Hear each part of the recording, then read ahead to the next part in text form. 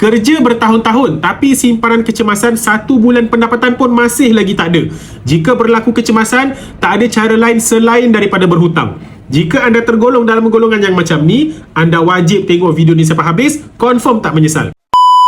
Bagi mereka yang susah nak menabung, ada masalah untuk kekalkan tabungan dalam satu tempoh jangka masa yang panjang, anda kena ubah kaedah tabungan dengan menabung emas. Naluri manusia terhadap duit adalah untuk berbelanja. Sebab itu, pada tahun 2023, ada berita yang dinyatakan separuh rakyat Malaysia tak ada simpanan kecemasan minimum RM1,000.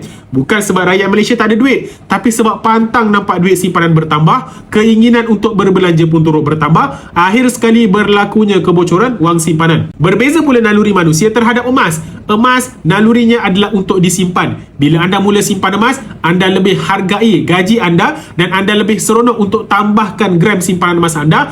Apa yang berlaku adalah anda tidak akan sewenang-wenangnya jualkan emas simpanan anda dan simpanan semakin lama semakin bertambah dan semakin lama berkekalan dengan lebih panjang lagi. Di Public Gold, anda tak perlukan bajet yang besar untuk menabung emas sebab dengan kemudahan akaun emas Get Public Gold, anda boleh mula menabung emas serendah RM100 tanpa ada komitmen bulanan. Untuk bermula, anda boleh rujuk pin video di profil ataupun boleh PM saya. Nanti saya akan bantu anda sebaiknya. Dapat sesuatu, boleh follow.